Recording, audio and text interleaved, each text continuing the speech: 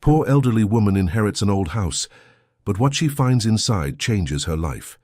Mrs. Dorothy adjusted the brown shawl over her graying hair and took a deep breath.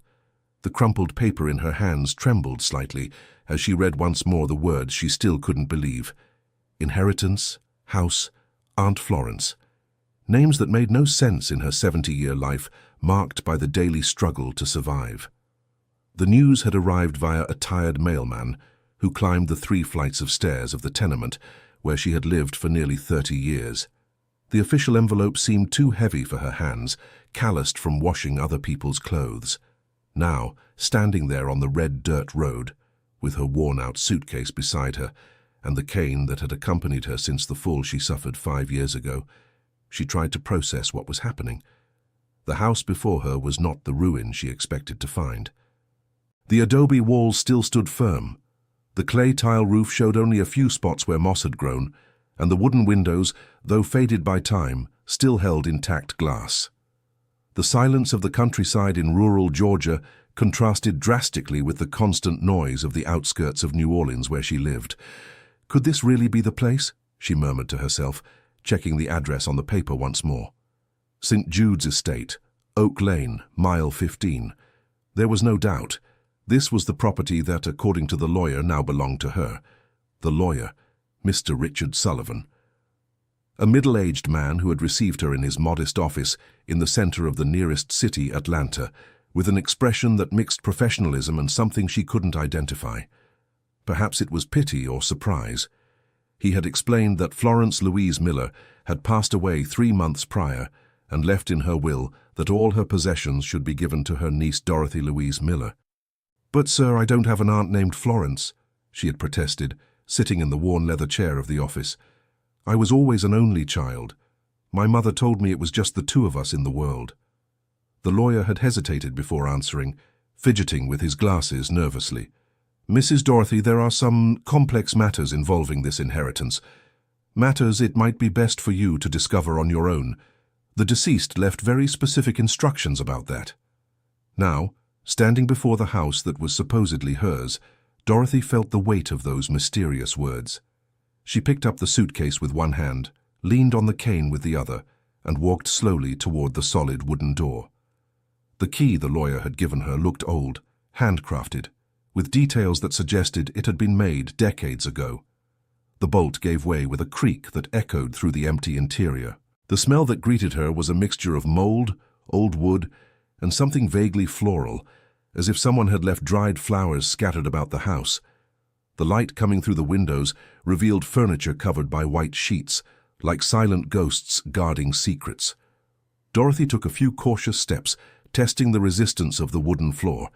Each plank produced a different sound under her feet, a melancholy symphony that seemed to tell stories of years of solitude. That's when it happened. As she headed toward what seemed to be the main room, her right foot went through a rotten plank, causing her to lose her balance. "My God!" she exclaimed, holding onto the cane to avoid falling completely. When she managed to steady herself and looked at the hole that had formed in the floor, her heart raced. There, beneath the broken plank, was a dark cavity, and inside it, she could see the edge of something that looked like paper. With difficulty, she knelt and tried to reach the object. Her fingers touched what felt like an envelope. No, several envelopes, a bundle of them tied with a faded red string. When she finally managed to pull them from the opening, her hands trembled more than before. The papers were yellowed with age, and the handwriting on the front of the first envelope was delicate, feminine. "To my lost sister," read the careful script. Dorothy felt as if the air had been sucked from her lungs. Sister? What sister? She had always believed she was an only child. With trembling fingers, she opened the first envelope. The letter inside was dated 15 years ago. "Dear sister, I know you don't know I exist, just as I spent most of my life not knowing about you. But now, after searching for so long, after suffering so much with this inexplicable emptiness in my heart, I have finally discovered the truth about the 2 of us. We are twins, my dear Dorothy. We were born together and were separated as babies for reasons that still make me cry with anger and sadness. You were taken by our Aunt Mildred, who moved to New Orleans, while I stayed here with our Aunt Gladys, who raised me as her own daughter. I am writing this letter even knowing you may never read it, because I need to somehow speak to you, even if only on paper.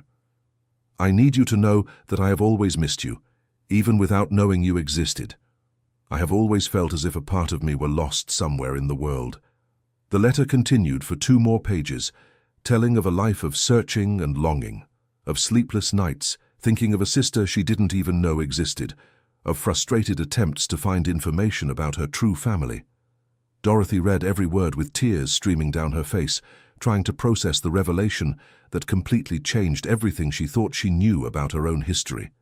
There were more letters in the bundle, dozens of them, each one dated in different years, each one telling a piece of Florence's life, each one demonstrating a deep love and inconsolable longing for a sister she had never met. Dear listener, if you are enjoying the story, please take a moment to like and especially subscribe to the channel. It helps us a lot as we are just starting out.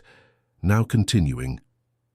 Dorothy remained there on the living room floor, surrounded by the scattered letters, trying to comprehend what was happening to her life. The tears came in waves, alternating between sadness for the sister she never knew and a strange sense of relief, as if she had finally found the answer to a question she didn't even know she carried. The second letter she opened was dated 10 years ago. My dear Dorothy, today marks 5 years since I discovered you, and I still haven't had the courage to look for you. I know where you live. I know you work as a washerwoman. I know you've had a hard life. I also know that our Aunt Mildred passed away long ago, and that you were left alone in the world just as I am here. Fear paralyzes me. What if you don't want to know me? What if you've already started a family and I'm just an inconvenience? What if the truth about our separation hurts you as it hurt me? I prefer to stay here, caring for this house that our Aunt Gladys left me, imagining what it would be like to have you here with me. Today I planted 2 muscadine grape saplings in the backyard, one for me and one for you. Every day I water them both, talking to yours as if I were talking to you. I tell it about my day, about things I see on television, about the neighbors. It may seem crazy, but it's the way I found to feel close to you. Dorothy got up with difficulty and walked to one of the windows overlooking the backyard, and there they were, 2 muscadine grape trees, already grown, planted side by side, their branches intertwined as if embracing. The sight made her cry even more intensely. She returned to the letters. The third was more recent, from just 2 years ago. Dorothy, my eternal sister, I am growing old and sick. The doctor says my heart is weak, that I need to be careful. This fills me with despair because it means I may leave this world without ever having the chance to embrace you, to look into your eyes and see my own reflection, as we did when we were babies, or so I've been told. I've decided I must do something. I can no longer live with this regret. I have already hired a private investigator, a Mr. Bill, who works in New Orleans. He will search for you, and when he finds you, I will find the courage to appear at your door. I will embrace you and we will cry together for all those lost years. This may be my last chance to have a real family. It may be our last chance to be happy. Dorothy sat down heavily in a nearby chair, still holding the letter. Her mind was a whirlwind of emotions and questions. Why had her Aunt Mildred never told her about Florence? Why had she kept the existence of a twin sister a secret? And more importantly, why had Florence never managed to find her if she had hired an investigator? She opened more letters, searching for answers. One of them, dated just 6 months ago, brought more disturbing revelations. Dear sister, the investigator finally obtained your exact address. Dorothy Louise Miller, tenement at 157 Liberty Street, apartment 23. 43 years washing clothes to support a daughter she raised alone, a daughter who moved to Chicago 10 years ago in search of a better life. I know everything about you now. I know you went hungry as a child, that you've worked since you were 12, that you never married because you dedicated your entire life to your daughter Sarah. I know you are a strong and resilient woman, and that fills me with pride to have a sister like you. I also discovered why we never found each other before. Our Aunt Mildred lied to you. She told you that you were an only child because she was afraid you would want to meet this part of the family and discover that she had no right to keep you. Our Aunt Mildred was not a real aunt. She was a maid for the family that adopted us, and when the employers died, she took you and fled to New Orleans, inventing a story about being our relative. The truth is, we were separated not by a family dispute, but by a theft. Our Aunt Mildred stole you from me when we were only 2 years old. Our Aunt Gladys, who raised me, searched for you desperately for years, but Mildred had even changed your last name so we would never be found. I am coming to get you, my sister. Next week I will be in New Orleans. The letter fell from Dorothy's hands. Florence had discovered the truth and was coming to find her. But that was 6 months ago, and the lawyer had said she passed away 3 months ago. That meant that... Dorothy rushed to check the dates on the remaining letters. The last one was dated just 4 months ago, and it was written in a shakier handwriting, as if the person were very ill. Dorothy, I am in the hospital. My heart has finally given up on me, just when I was about to find you. The doctors say I don't have much time, but I cannot leave without having everything arranged for you. I have changed my will. Everything I have will be yours. This house where I grew up, dreaming of your companionship. The money I saved all my life, hoping I could share it with you. The 2 muscadine trees I planted for the 2 of us. I have also left instructions with my lawyer. He knows the whole truth about our story, about what Mildred did to us. If anything happens to me before I can find you, he must deliver everything to you and tell our story. Please do not blame yourself for us not meeting in life. The fault is neither yours nor mine. The fault lies with people who wronged us when we were small and defenseless. But now you have a house, a real home, and you also have all my love, even though I am no longer here to show it to you in person. Be happy, my dear sister. Live the life I could not live because I was always searching for you. With all my love, your twin sister, Florence. Dorothy remained seated there for a long time, holding her sister's last letter. The tears had already dried, replaced by a complex mixture of sadness, anger, and strangely gratitude. Gratitude for finally knowing her true story, for knowing she had not been alone in the world as she had always thought, for discovering there had been someone who had loved her even from afar her whole life. The sun was beginning to set when she finally rose from the chair. There was still much to explore in that house, many secrets to uncover. But first, she needed to find a place to sleep on that first night in her new home. Her home, the house her twin sister had cared for all those years, waiting for the day they could live together. Covered by one of the sheets protecting the furniture, Dorothy spent her first night in Florence's house on the living room sofa, clutching the bundle of letters. During the night, she dreamed of a woman who had her face, a woman searching for her in crowds, calling her name in vain. The next morning, she woke to the singing of birds and the strange feeling of being at home for the first time in her life. The sunlight streamed softly through the windows, lighting the room in a way that made everything seem golden and welcoming. Dorothy got up slowly, testing her muscles sore from the night on the sofa, and decided it was time to properly explore her inheritance. She started with the kitchen. The space was simple, but well kept, with wooden cabinets that smelled of cedar and a wood-burning stove that seemed to have been used frequently until recently. On the shelves she found glass jars with homemade preserves, all with handwritten labels in the same delicate handwriting she had come to know from the letters. "Papaya preserves, March 2023, read one of the labels. Muscadine jam, January 2023. There were dozens of jars, as if Florence had been preparing to feed a large family for months. Dorothy opened one of the jam jars and tasted a small portion. The flavor was exactly the same as what she made when Sarah was little, using a recipe she thought she had invented herself. At the back of the highest cabinet, she found a shoebox full of newspaper clippings. When she opened it, she discovered they were all about events in New Orleans. Neighborhood news, obituaries, job advertisements. Florence had spent years reading New Orleans newspapers, looking for any mention of the name Dorothy, any clue that could lead her to her sister. One of the clippings caught her attention. It was a small classified ad from 5 years ago. Dorothy Louise Miller seeks employment as a washerwoman. 25 years of experience. References available. It was the ad she herself had placed in the newspaper when she lost her last steady job. Florence had seen it, had clipped it and saved it, not knowing it was exactly the sister she was looking for. "My God," whispered Dorothy, holding the clipping with trembling hands. She was so close to finding me. She continued rummaging through the kitchen and found more evidence of her sister's tireless search. In a drawer, there was a New Orleans phone book, all marked with red pen. Hundreds of numbers next to the name Dorothy were circled. Florence had called every Dorothy in New Orleans one by one looking for her lost sister. Florence's bedroom was at the back of the house, and when Dorothy opened the door, it was like entering a time capsule. The bed was made with a colorful crocheted blanket, clothes still hanging in the simple wooden wardrobe, and on the nightstand was a framed photo that made Dorothy's heart stop. It was a photo of herself, taken without her knowledge, probably by the investigator Florence had hired. In the photo, she was leaving the tenement where she lived, carrying a bundle of clothes to wash. It was dated just 7 months ago. Florence had died looking at her photo every day. Next to the photo was an open notebook on a page with a handwritten list.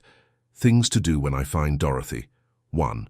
Hug her for 5 minutes without stopping. 2. Show her the photos from when we were babies. 3. Tell her about our real family. 4. Cook her favorite food. Find out what it is. 5. Take her to see our muscadine grape tree. 6. Give her our mother's ring. 7. Never let her feel alone again.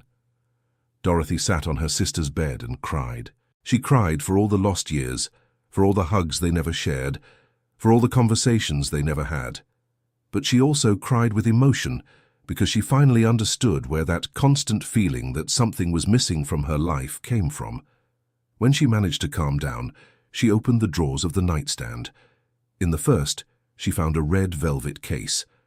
Inside it was a simple gold ring with a small blue stone. A note was stuck to the lid of the case. Ring of our real mother, Lillian Miller. She died when we were 1 year old, but left this ring for her daughters. Dorothy put the ring on her finger. It fit perfectly, as if it had been made for her. For the first time in her life, she felt she belonged somewhere, that she had a history, a family, roots. In the second drawer, she found a thick envelope marked Family Photos. When she opened it, dozens of old photographs fell onto the bed. There were photos of identical babies, of a young woman holding 2 small children, of a simple country house that seemed to be exactly where she was now, only younger and well kept. One photo showed 2 girls of about 2 years old playing in the backyard.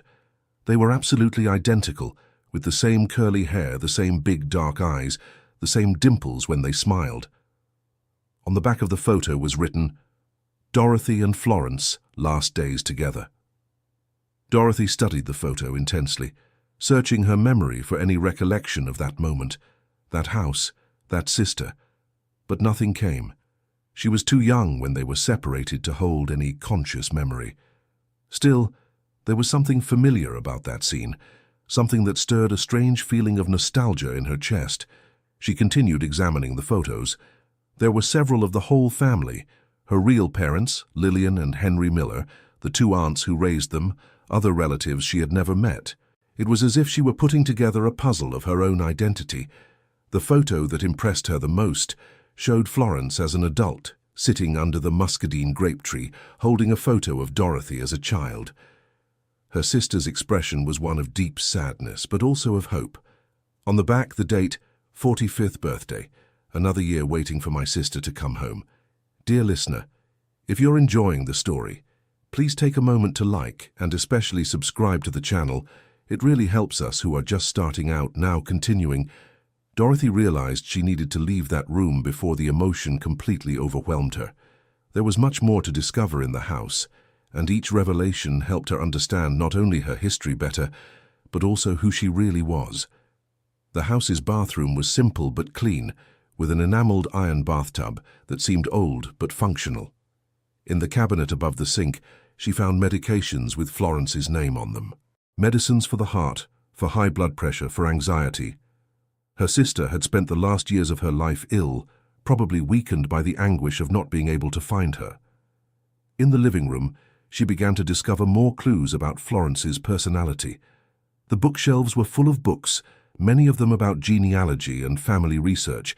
There were also dozens of novels, especially those about separated siblings who reunite. Florence had spent years reading these stories, probably trying to find hope in fictional happy endings.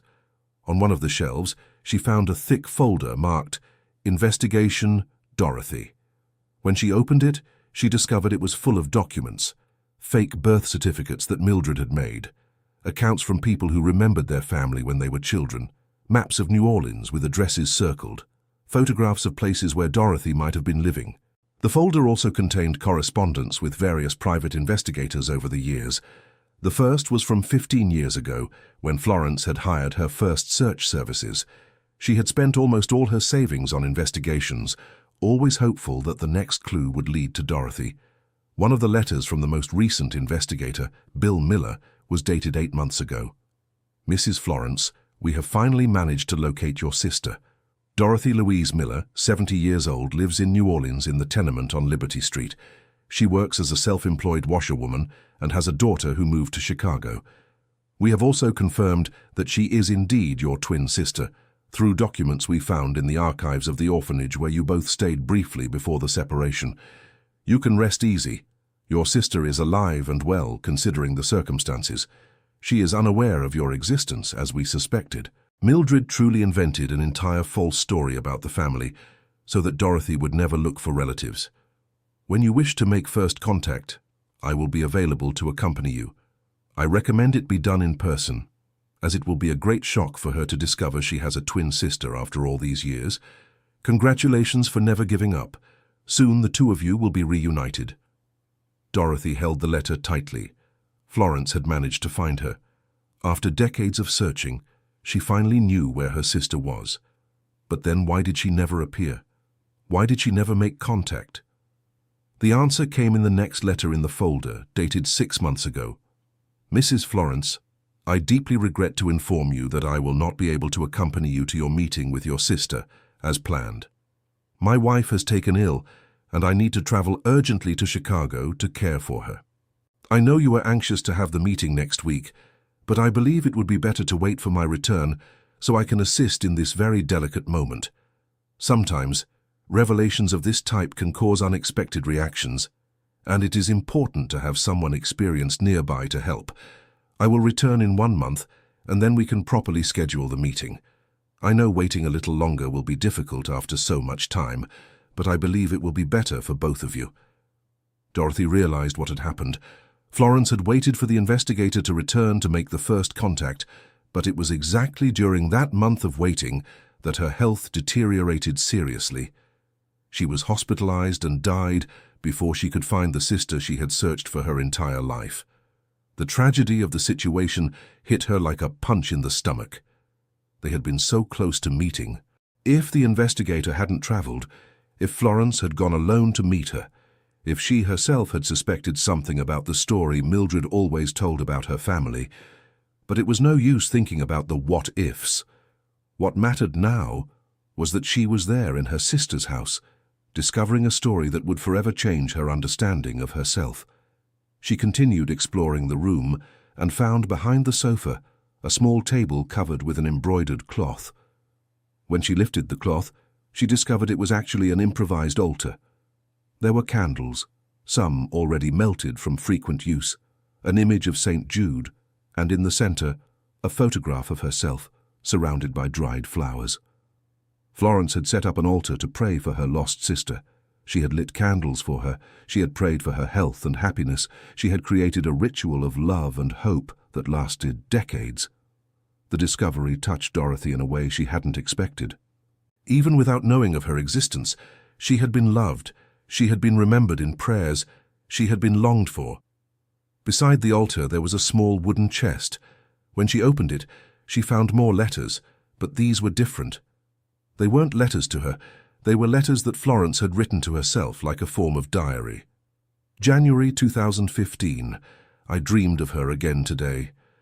We were in the backyard, playing under the trees. She told me she missed me and wanted to come home. I woke up crying, as always. Does she dream of me too? Does she feel this emptiness that I feel? March 2018. I saw a woman at the market today who looked a lot like me. For a moment, my heart raced, thinking it might be her. But when the woman turned around, I saw it was only a superficial resemblance. Still, I followed her for several blocks, just imagining what it would be like if she were really my sister. December 2020. I spent Christmas alone again. I cooked for 2 people, as I always do, and set her plate at the table, pretending she was here with me. I know it seems crazy, but it's the only way I've found to not feel completely abandoned in the world. The letters continued for years, documenting a profound loneliness and a longing that never diminished. Florence had lived her entire life as if she were waiting for someone to come home. She never married, never had children, never allowed anything or anyone to fill the space she kept for her twin sister. Dorothy realized she needed fresh air. The intensity of the discoveries was beginning to suffocate her. She went out to the backyard, where the 2 muscadine trees stood majestic against the blue afternoon sky. She leaned against the trunk of one of them, and for the first time since she had arrived, allowed herself to cry freely. They weren't just tears of sadness. They were tears of recognition, of gratitude, of a strange kind of relief. Her whole life she had felt incomplete, as if something fundamental was missing. Now she knew what it was. It wasn't something. It was someone. It was Florence, her twin sister, her other half who had been torn from her when they were just children. As she cried leaning against the tree, Dorothy noticed something buried in its roots. She dug with her hands until she found a small metal box, the kind used to store jewelry. When she opened it, she found 2 identical pacifiers, faded by time, and a note. "These were our pacifiers when we were babies. The only thing I managed to save from our childhood together. I buried them here under your tree so that, even if I never managed to find her, a part of our story is always connected." Dorothy held the tiny pacifiers in her wrinkled hands. They were the only physical evidence that she and Florence had, one day, been children together. They were the tangible proof that she had had a childhood, a family, a sister who loved her before she even knew how to speak. At that moment, sitting under the tree her sister had planted for her, Dorothy made a decision. She would not leave that house. That was her place in the world, the place where she should have grown up, the place where she could finally honor the memory of the sister who had loved her unconditionally her whole life. The sunset was staining the sky orange as she went back inside the house. There was still much to discover, but she had time. For the first time in her life, she had a true home, and all the time in the world to learn every detail of the history she shared with Florence. In the kitchen, she decided to make something to eat. She opened one of her sister's jars of preserves and boiled some water to make tea. While she waited for the water to heat, she explored the cabinets more deeply. At the back of one, she found a box of handwritten recipes. The recipes were all familiar. The same cornbread she made with the same ingredients and the same method. The same seasoned stuffing she prepared on Sundays. The same milk caramel she had learned to make when Sarah was little. How was it possible that 2 people raised separately had exactly the same recipes? The answer came in one of the notes Florence had made in the margin of a recipe for homemade bread. This recipe came from our maternal grandmother, who taught our Aunt Gladys. I wonder if Dorothy also knows this recipe. Do some memories pass through the blood? Dorothy smiled through her tears. Yes, she knew that recipe. She had learned it from an elderly neighbor when Sarah was little. But the neighbor said she had learned it from a woman from the countryside named Gladys. The connections were everywhere, forming an invisible web that had always existed between her and her sister. After a simple dinner of papaya preserves and bread she made herself, following Florence's recipe, Dorothy decided to explore the rest of the house. There was a room at the back she hadn't visited yet, and when she opened the door, she discovered it was a sort of office or studio. The walls were covered with maps, photographs, papers stuck with tape. It was like stepping into the mind of a professional investigator. Florence had turned that room into the command center of her search for her lost sister. A large map of New Orleans occupied an entire wall, all marked with colored pins. Each pin represented a place where Florence had looked for Dorothy: hospitals where she might have worked, churches where she might have married, schools where she might have studied, neighborhoods where she might have lived. Hundreds of pins covered the map, showing a systematic and obsessive search that lasted decades. On a table in the center of the room, there were stacks of notebooks organized by year. Dorothy opened the most recent one, dated 2024, and found detailed notes about her current life.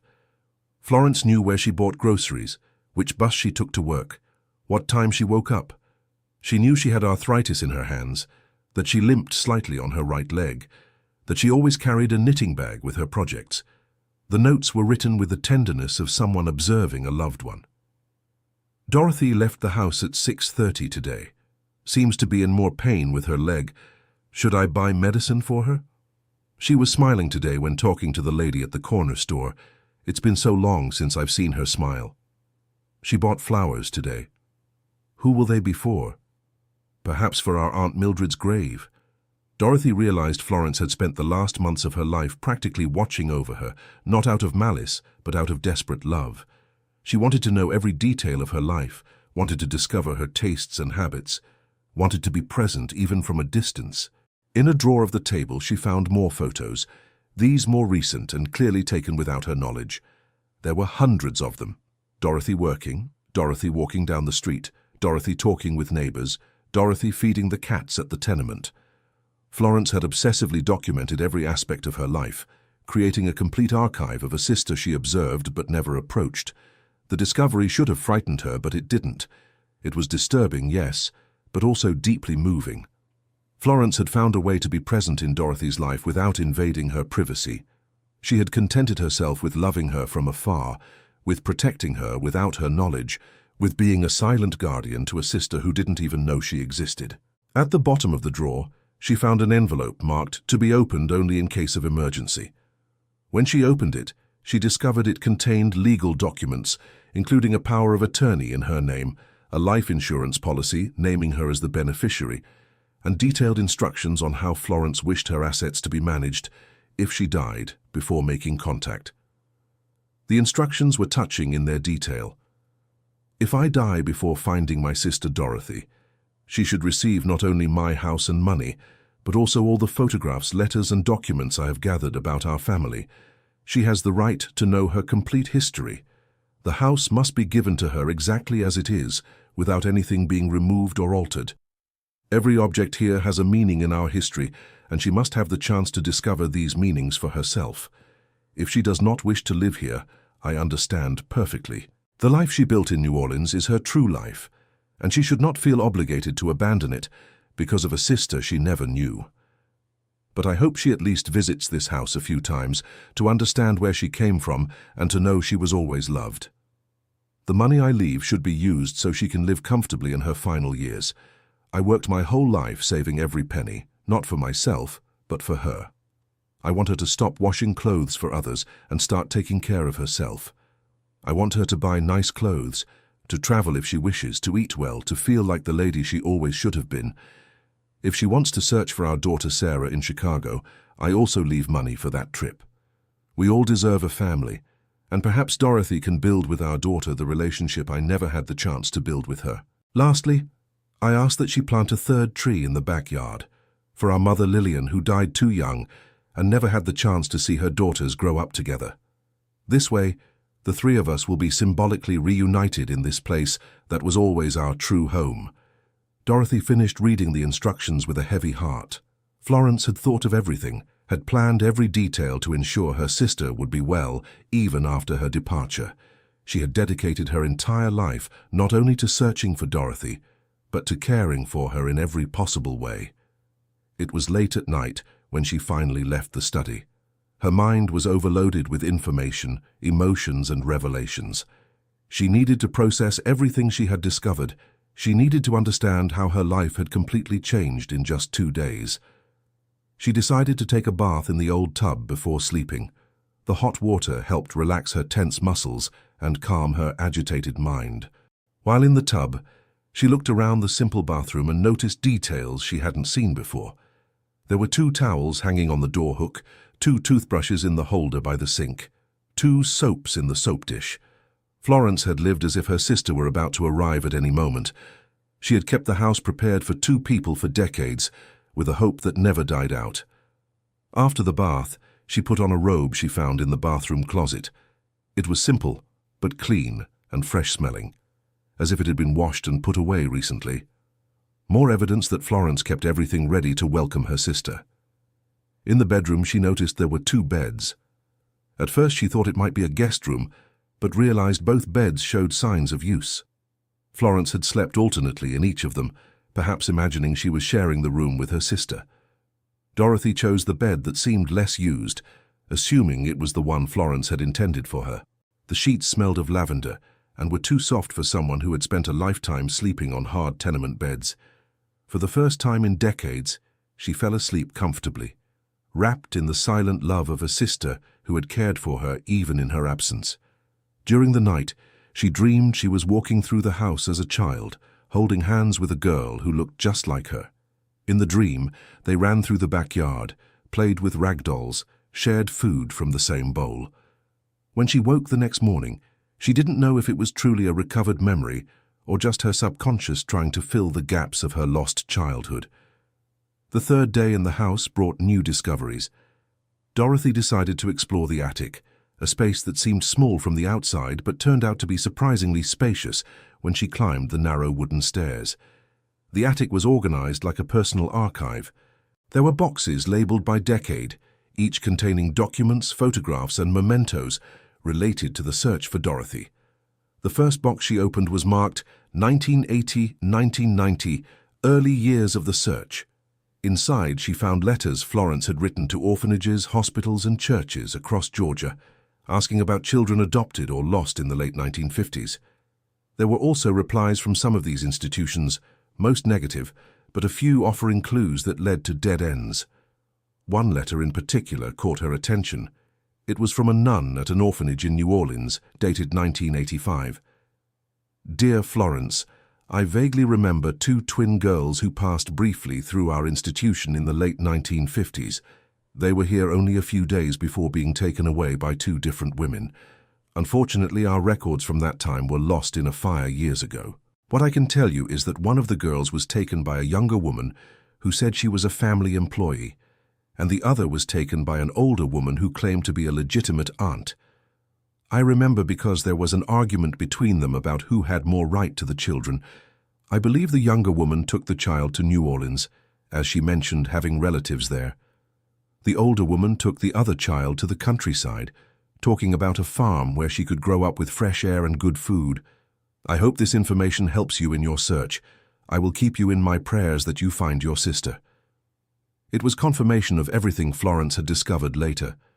Mildred, the family employee, had indeed stolen Dorothy, inventing a story about being a relative to justify her custody.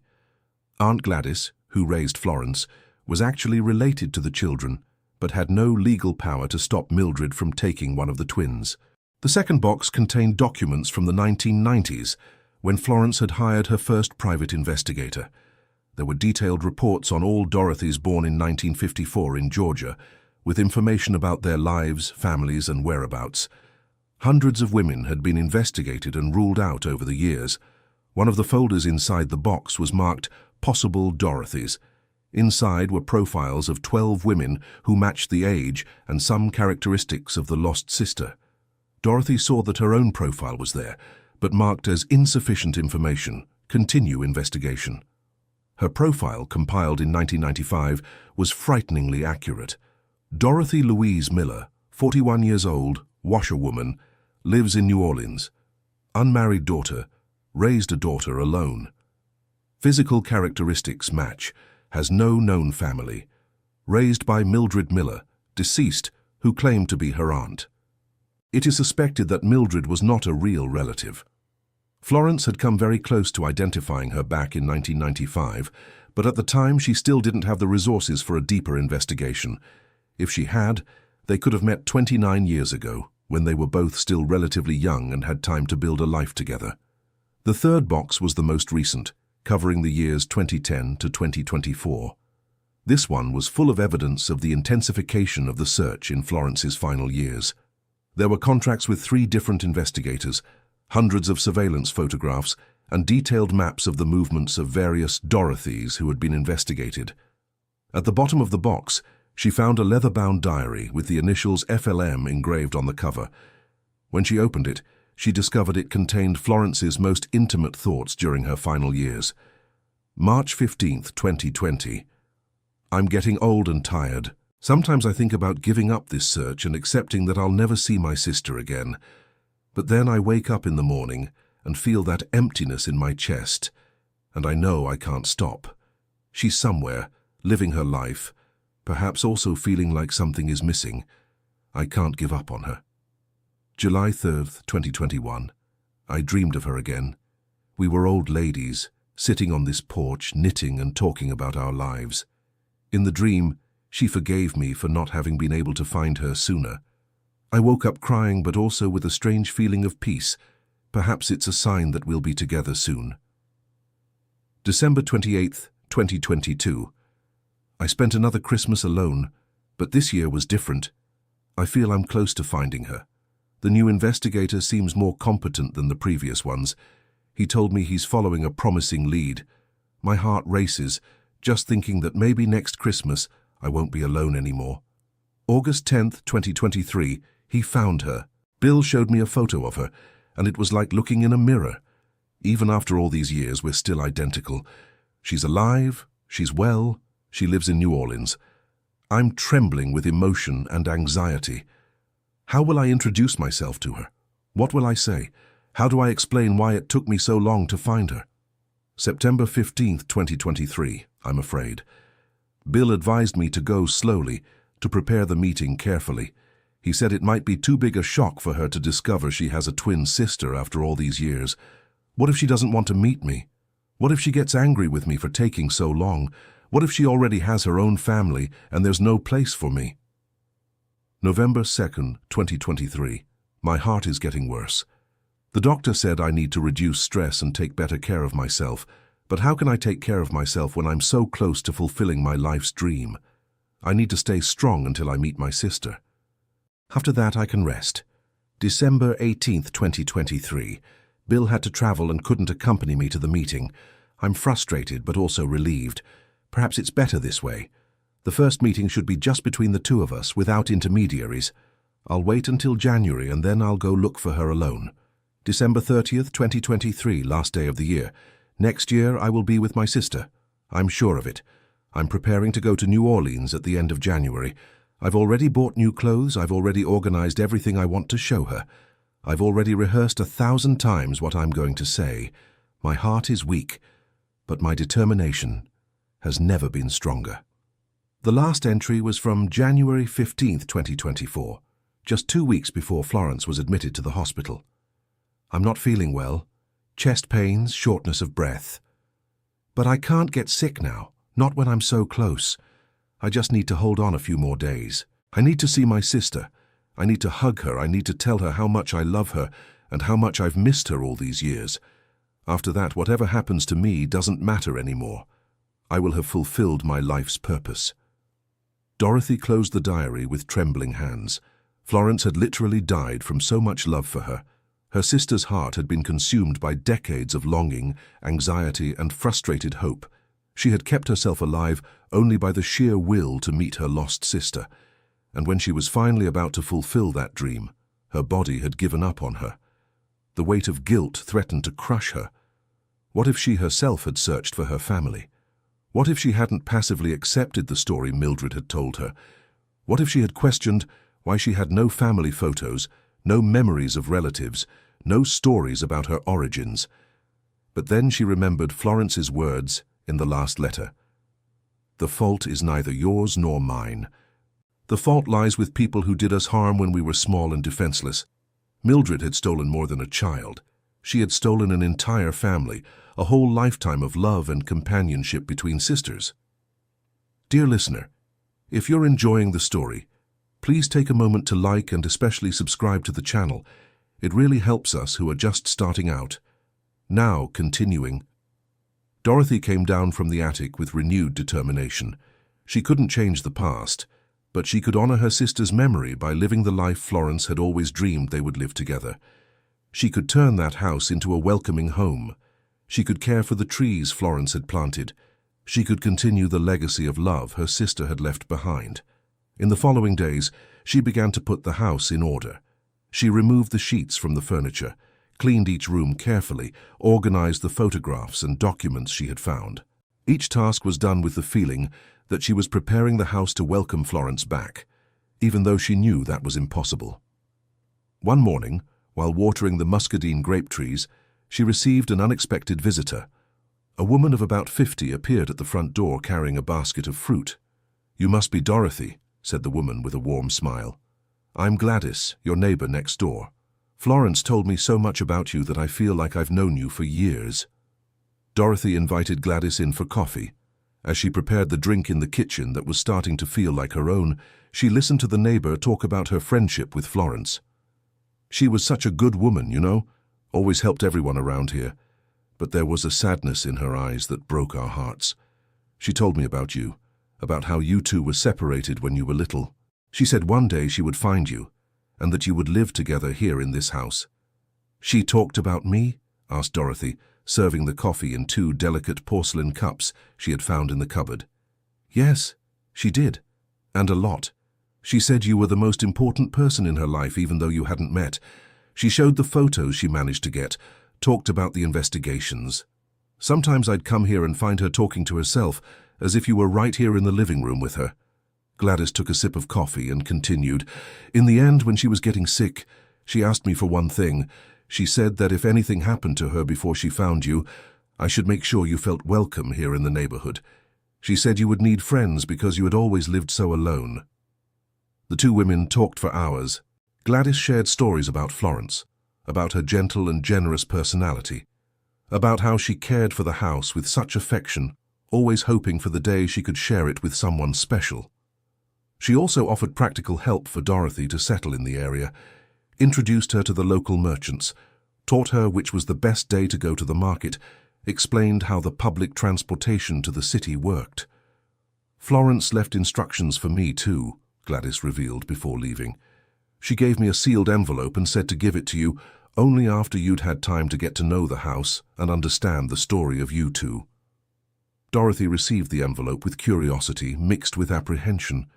How many more secrets had her sister left for her to discover? When Gladys left, she sat on the front porch to open this next letter from Florence. "My dear sister, if you are reading this, it means Gladys has already met you and you have explored our house.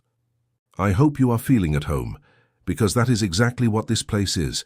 Your home, our home, the place where we should have grown up together. Gladys is a true friend, and she promised to look after you, as she would have looked after me. Do not be ashamed to accept her help. After a lifetime of struggling alone, you deserve to have people who care about your well-being. There is one thing I haven't told you yet, something I discovered only in the last year, that changed everything I thought about our story. Our mother Lillian did not die when we were 1 year old, as I always believed. She lived until she was 40 and spent all that time searching for the two of us. I found records that she hired lawyers, investigators, placed ads in newspapers, that she never stopped looking for us. She died in 1975 in New Orleans, still searching for her lost daughters. She is buried in Eternal Peace Cemetery, Block 15, Grave 234. There is a small plaque that reads, "Lillian Miller, a mother who never stopped loving her lost daughters." I also discovered that our mother left a sealed letter with instructions to be delivered to her daughters if they were ever found. The letter is with the lawyer who handled her affairs, Mr. Arthur Harrison, who is now retired but still lives in New Orleans. His address is in the envelope Gladys gave you along with this letter. I don't know if you will want to read our mother's letter. It might be too painful to discover that she loved us and searched for us her whole life. But it might also be comforting to know that, just like me, she never forgot us, never stopped loving us. The choice is yours, my sister. You have already suffered so much in life that I do not want to impose more suffering. If you prefer to leave the past in peace and simply live in the present in this house that is now yours, I will understand perfectly. But if you decide to seek out the lawyer and read our mother's letter, know that I will be with you in spirit, holding your hand as I should have done all our lives, with all my eternal love, Florence. Dorothy held the letter to her chest and looked toward the horizon. The sun was setting over the fields stretching beyond the property, painting the sky with shades of pink and orange. It was a landscape of peaceful beauty, the kind of place where a person could easily decide to forget the past and simply live in the present. But she knew she couldn't do that. Now that she knew part of her story, She needed to know the rest. She needed to know about her mother. She needed to read the words a desperate woman had left for the daughter she never managed to find. That night, she called her daughter Sarah in Chicago. It was the first time they had spoken in months. Sarah was always busy with work and the children, and Dorothy always felt like a burden when she called. "Mom, is something wrong?" was Sarah's first reaction upon answering. "Yes, it did, my daughter. A lot of things. I discovered that I had a twin sister, and a real mother who looked for me her whole life, and a house in the countryside of Georgia that is now mine." Dorothy told the whole story to Sarah, from the news of the inheritance to the discoveries in Florence's house. Sarah listened in silence, occasionally asking questions or making expressions of surprise. "Mom, that's incredible, and at the same time very sad. Are you okay? Are you managing to deal with all this?" "I'm fine, dear. In fact, I'm better than I've ever been in my whole life. For the first time I feel complete, as if I've finally found my place in the world." "And are you going to stay there? Will you leave New Orleans?" Dorothy looked around the room where she was talking. Florence's furniture, the family photographs scattered on the shelves, the windows that looked out onto the muscadine grape trees. Everything there breathed history, love, and belonging. "Yes, I'm going to stay. This is my home, Sarah. The house where I should have grown up, where my sister waited for me her whole life. I can't abandon this place now." "But Mom, are you going to be okay there alone? It's very isolated, very different from New Orleans." "I won't be alone, dear. I'll be with my sister's memories, with my family's history, with the life that finally makes sense. And besides, you can come visit me whenever you want. There are spare rooms here, and your mother now has a real house to welcome her grandchildren." Sarah promised she would come visit her soon, perhaps bringing the children to meet their grandmother in her new home. When they hung up the phone, Dorothy felt more connected to her daughter than she had in years. Having a story to tell, a house to show, a family to introduce, all of that changed her relationship with Sarah too. The next morning, she decided to make the trip to New Orleans to meet the retired lawyer who kept her mother's letter. Gladys offered to accompany her, saying that Florence had asked her to do this if it became necessary. The trip to New Orleans was a mix of nostalgia and anxiety. Dorothy saw from the bus window the places where she had spent her entire life, but now they seemed different, as if they belonged to someone else. The tenement where she had lived for so many years, the streets where she had walked carrying bundles of laundry to wash, the markets where she had bought groceries with the little money she had, all of it now seemed part of another life, a life that had been interrupted so she could finally begin her true life. Mr. Arthur Harrison's address was in an old house in the Garden District, an elegant building that seemed well kept despite its age. When they rang the bell, they were greeted by a young woman who introduced herself as the lawyer's granddaughter. "Grandpa is expecting you," said the young woman with a smile. "When you called yesterday saying it was about Lillian Miller, he became very emotional. He said he had waited 49 years for that call." Mr. Arthur was an 82-year-old man, but with a mind still very lucid and eyes bright with intelligence.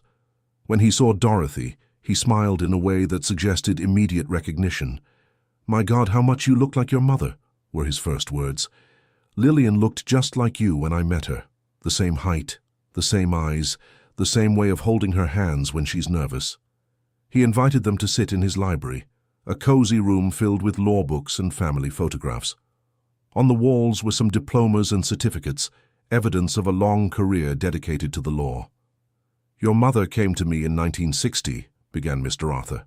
"You and your sister had been taken the year before, and she was desperate to find you. I didn't have the resources to pay for a professional investigation, so I helped her pro bono for years. We investigated orphanages, irregular adoptions, people who trafficked children back then." "Trafficked children?" asked Dorothy, alarmed. "Unfortunately, yes. In the 1950s and 1960s, there were people who took advantage of families' poverty and desperation to take children and sell them to families who wanted to adopt. They weren't legal adoptions, they were illegal businesses. We believe that's what happened to you two." The lawyer continued telling the story of Lillian Miller. She had been a young single mother who worked as a domestic to support her twin daughters. When she got sick and was hospitalized, she left the children temporarily with a neighbor who promised to care for them until she recovered. When your mother left the hospital 2 weeks later, the neighbor had disappeared and taken you both. Lillian discovered the woman had sold you to 2 different people. One of the buyers posed as a legitimate aunt to avoid suspicion, the other made up a story about being a family employee. And my mother never managed to find us. She came close a few times. We managed to locate you when you were about 10, living with Mildred Miller. But when Lillian went to look for Mildred, to explain the situation and ask for you back, Mildred said she was going to travel far away with you, and that Lillian would never see either of you again if she insisted on causing trouble. Mr. Arthur Harrison paused, visibly emotional at the memory. Your mother panicked. Mildred threatened to make you disappear completely if Lillian didn't stop looking for her. Lillian thought it was better to leave you with Mildred, where she at least knew you were safe and well cared for, than to risk losing you forever. She gave up on me. Dorothy's voice was heavy with pain. Never. She never gave up. She kept paying me to keep the investigation active, but more discreetly. We monitored your life from afar, making sure you were okay, but without making direct contact. Lillian wanted to be sure you were happy and safe before trying to get you back. The lawyer stood up and went to a metal filing cabinet in the corner of the library. From it, he pulled a thick folder that had clearly been handled many times over the years. Your mother died in 1975, but until the last day of her life she came here once a month for news about you. I had regular reports on your life. How you were doing in school, if you were being treated well, if you seemed happy. Lillian read every report as if it were a letter from you. He opened the folder and showed photographs of Dorothy as a child and teenager, taken from a distance by investigators hired by Lillian. There were dozens of them. Dorothy going to school, playing in the street, helping Mildred with household chores. Your mother kept all these photos. She said it was the only way to watch you grow up. When you turned 15 and Mildred died, Lillian wanted to reach out to you, but I advised her to wait. You were in a difficult phase of life, working to support yourself, and I thought finding out about a living mother could be too traumatic. She waited longer. She waited until you were 18. Then she decided it was time to reveal herself, but when we were finalizing the plans for the first meeting, Lillian had a heart attack and died in the hospital. It was only a few days between the decision and her death. Dorothy absorbed the information in silence. Once again, she had lost the chance to meet a member of her family by just a matter of days. First Florence, who died when she was planning to visit her, now her mother, who died when she was preparing to reveal herself. Mr. Arthur, she finally said, Florence told me my mother left a letter. She did indeed. The lawyer returned to the file and retrieved an envelope yellowed with time, sealed with red wax. She gave me this letter in 1974, a year before she died. She said that if anything happened to her before she could be reunited with you and your sister, I was to keep the letter and deliver it to you if you were ever found. Dorothy took the envelope with trembling hands. The paper was of good quality despite the years, and the wax seal was still intact. On the front, written in careful handwriting, was, "To my lost daughters, Dorothy and Florence, with all my eternal love, Lillian Miller." "Would you like to read it here, or would you prefer to take it home?" asked Mr. Arthur kindly. "I'll read it here," replied Dorothy. "I think I need to read it with someone nearby." Carefully, she broke the wax seal and withdrew several sheets of paper from inside the envelope. The handwriting was beautiful, but showed signs of haste and emotion. Some words were smudged, probably by tears that fell on the paper while the letter was being written. Dorothy began to read aloud, so that Gladys and Mr. Arthur could also hear.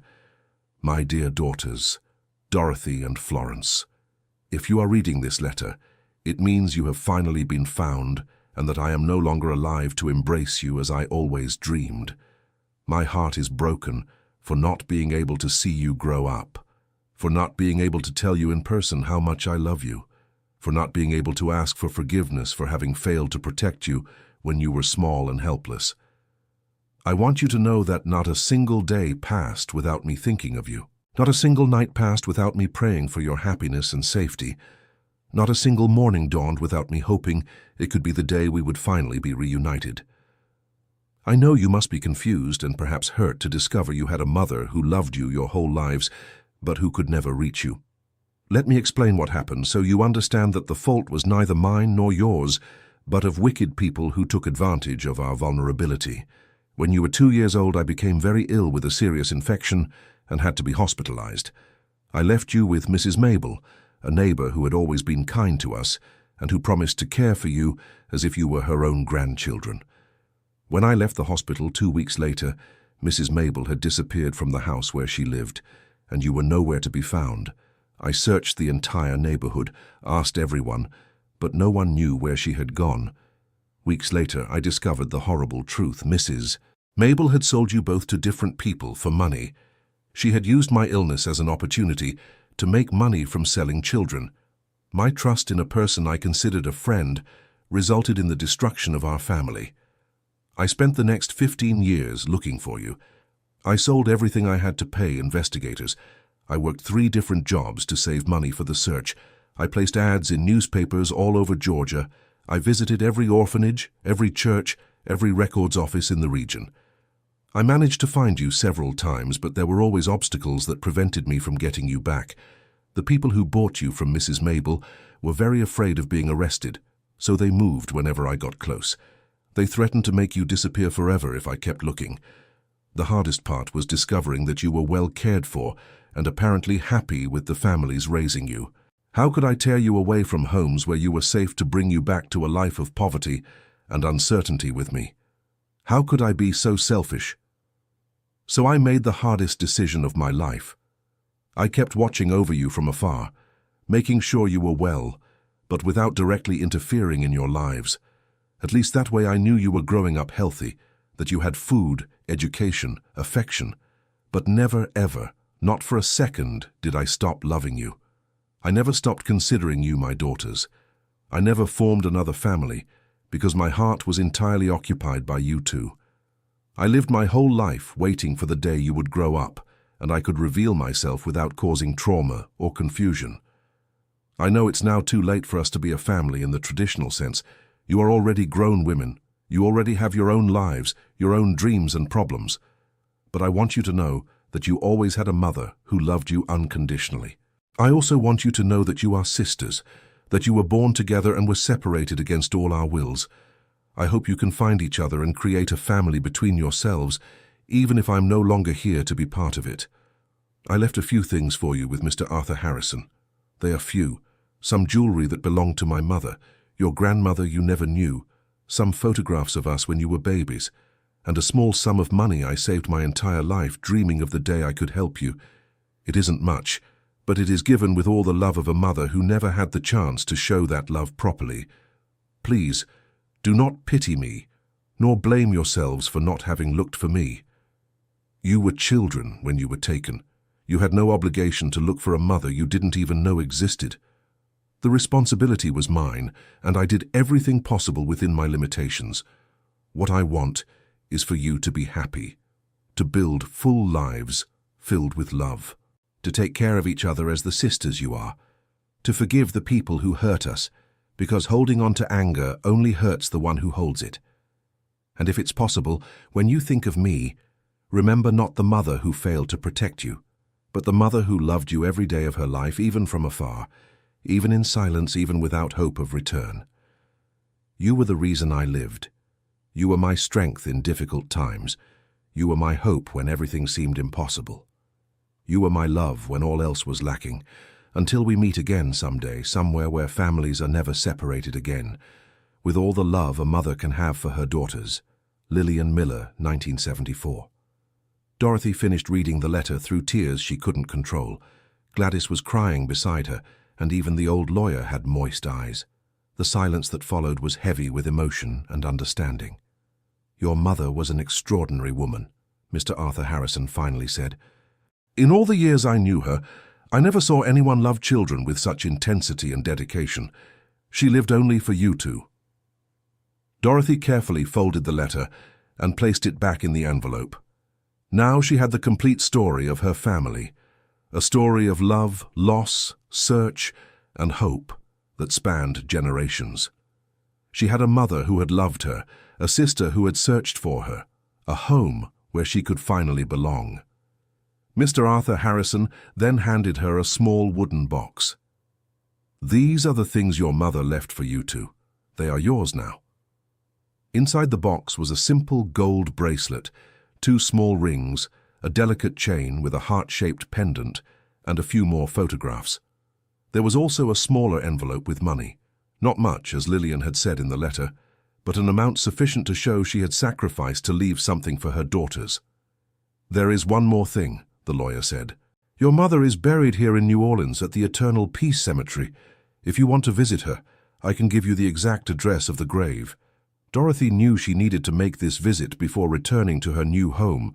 She needed to speak to her mother, even if it was too late, even if it was only to a headstone. She needed to say the words she never had the chance to say in life. The cemetery was a vast and ancient place, with large trees that provided shade for those who came to visit their loved ones. Lillian Miller's grave was simple, but well kept. Someone had planted flowers there recently. "Florence used to come here," explained Gladys when she saw Dorothy's surprise. "Every week she would visit her mother's grave. She said it was a way to keep the family together, even with all of you separated." Dorothy knelt beside the headstone and touched the letters engraved in the marble. Lillian Miller, loving mother, 1930–1975. It was so little to summarize an entire lifetime of love and sacrifice. "Mother," she whispered, feeling strange using that word which she had never said with true meaning. "It's me, Dorothy, your daughter. I found out about you, about Florence, about our whole story. I want you to know that you didn't fail. You did everything you could, and we know that now." She placed the flowers she had bought on the way onto the grave. "Florence looked for you her whole life, Mother. She loved me before she even knew me, and now I will take care of the house she left. I will take care of the trees she planted for the two of us. I will live the life you always wanted us to have together." Dorothy stayed there for a long time, talking to the headstone as if Lillian could hear her. She told her about her life, about Sarah, about the difficult years she had been through, but also about the strength she had always felt inside, a strength she now knew where it came from. "You were with me all these years, even without me knowing. Every time I didn't give up, every time I found the courage to go on, it was your love holding me up. Florence was with me too, in her own way, loving me from afar and preparing a home for when I finally arrived." When she finally got up to leave, Dorothy felt different, no longer a woman alone in the world, but part of a story of love that had spanned decades and overcome all adversity. She had a family, a home, a place in the world where she truly belonged. The trip back to her new home was peaceful.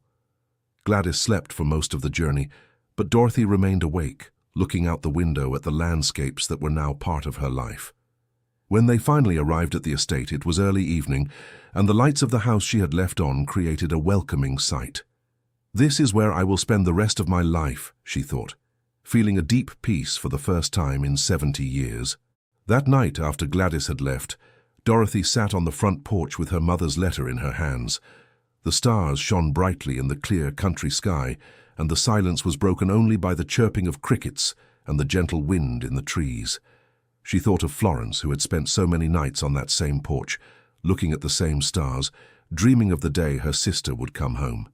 She thought of Lillian, who died without knowing that her daughters had finally found each other, at least in spirit. She thought of Sarah, who would soon come to visit her and learn the full story of her family. For the first time in her life, Dorothy felt complete. Not because all the questions had been answered, but because she finally understood that she had never truly been alone. Her family's love had been with her throughout her entire life, invisible but constant, protecting her and guiding her to this moment of revelation and peace. She decided she would do exactly what Florence had suggested. She would plant a third tree in the backyard for Lillian.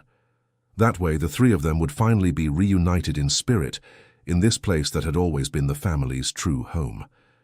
She also decided she wouldn't live alone for much longer. She would invite other elderly people from the area for regular visits, perhaps even to live there if they wished. The house was too big for one person, and Florence had always dreamed of sharing a home with people she loved. Dorothy smiled at the stars, imagining Florence somewhere watching her with approval. Her sister had achieved her goal, after all. They were together now, she and all her family, united in the love that had survived all separations, all losses, all the years of loneliness. End of story. Now tell us what you thought of this touching story about Dorothy and her discovery of her lost family. Do you believe true love can survive any separation? Leave your opinion in the comments and don't forget to like this video and subscribe to the channel for more moving stories like this one.